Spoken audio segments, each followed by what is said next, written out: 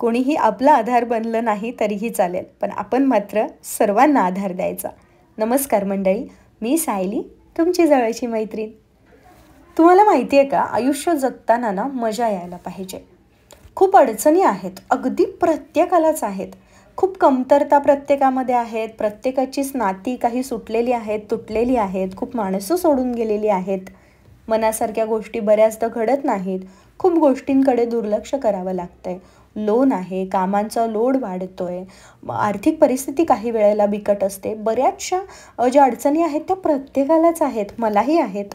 पण या सगळ्यासोबत जगत असताना आपण घडत आहोत, हे मी मान्य केलं आहे. आणि मलाच का, मीच का, माझ्यासोबतच असं का घडतंय, हे प्रश्न पडायचे आता मला थांबलेत.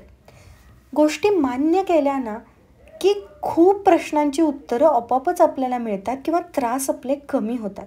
काही वेळेला ना आपण काय करतोय, आपण कोण आहोत हे समोरच्याला कळतच नाही. आपलं नेमकं म्हणणंच समोरच्याला समजत नाही. मग पुढे काय तर आपण त्याला समजावणं सोडून स्वतःला सांगायचं की हे असंच आहे. आपण ना समजावणं जरासं सोडून देऊयात. एक प्रयोग करून बघूयात. काही दिवसांसाठी, एका महिन्यासाठी इतरांना प्रत्येक गोष्ट समजावून सांगायचं बंद करूयात.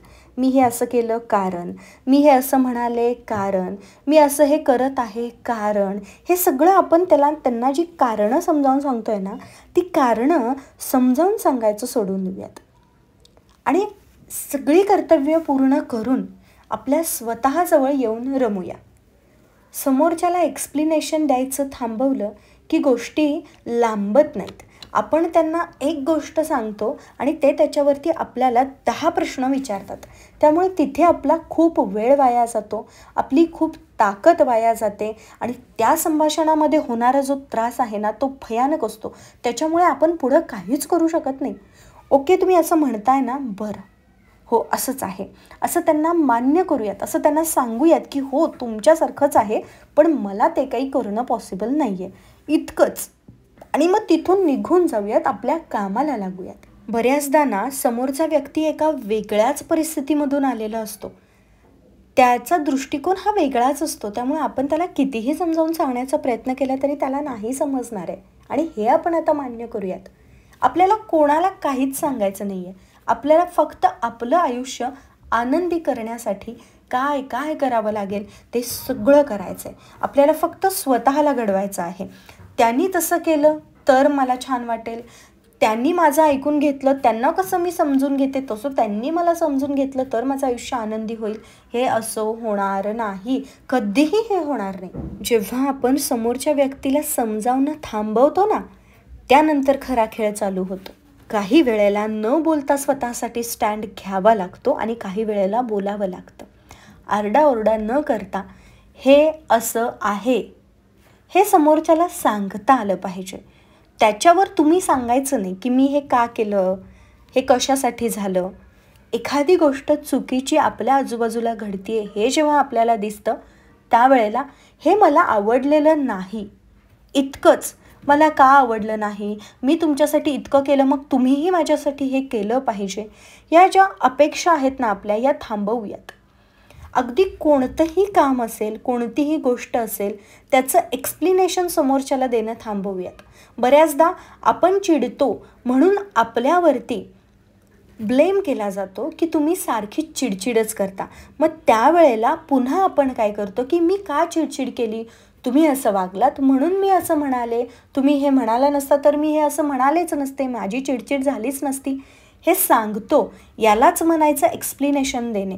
समोरचा व्यक्ती म्हणतोय ना आपण चिडके आहोत तर आपण मान्य करूया की हो, त्यांच्यासमोर एखादी गोष्ट मान्य केल्याने काहीही बिघडत नाही. आपण कोण आहोत हे आपण आपल्या कार्यामधून दाखवूयात. आपण आपल्या कार्यामध्ये आपली सगळी एनर्जी ओतूयात आणि काहीतरी मोठं आणि काहीतरी वेगळं करण्याचा प्रयत्न करूयात. सतत इतरांना तेच आणि तेच समजावून सांगण्यात आणि तेच बोलत बसण्यात किती एनर्जी वाया घालवतोय आपण. तीच एनर्जी जर आपण आपल्या प्रगतीसाठी लावली तर आपण काय काय करू शकू?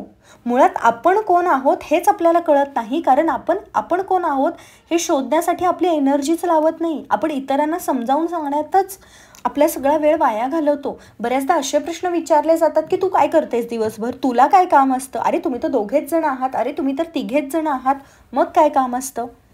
सांगा ना. ठीक आहे, काही काम नसतं मला, मी आराम करते. बोलायला काय जातंय? आपण काय करतोय ते आपल्याला माहिती आहे. आपल्याला किती कामं आहेत हे आपल्याला माहिती आहे. मग समोरच्याला जर आपण सांगत बसलो, नाही नाही मला इतकं काम असतं, नाही नाही मला तितकं काम असतं, तर तो आणखी पुढे हा विषय लांबवत नेणार. आणि म्हणूनच ना, हे समजावणं आपण थांबवूयात. ते जे म्हणतायत ते मान्य करूयात.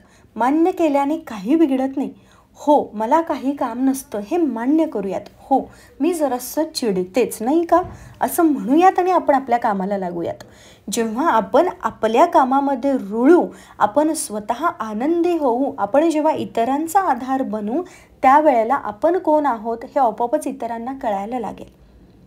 जेव्हा आपल्याला आपला शोध लागेल आणि आपण त्या मार्गावरती चालत राहू, आपण एक ध्येय ठरवू, मग ते ध्येय आनंदी आयुष्य जगणं हे सुद्धा असू शकतं. मग जेव्हा आपण आनंदी आयुष्य जगू, त्यावेळेला सुद्धा आपल्याकडे पाहण्याचा इतरांचा दृष्टिकोन हा बदलेल. इतक्या मोठ्या परिस्थितीमधून ही किती छान पद्धतीने बाहेर पडली आणि ही प्रत्येकाला आपल्या अनुभवातून काहीतरी सांगण्याचा प्रयत्न करते आहे. अशी ज्या वेळेला आपली इमेज तयार होईल, त्यावेळेला लोक आदराने आपल्याकडे पाहतील.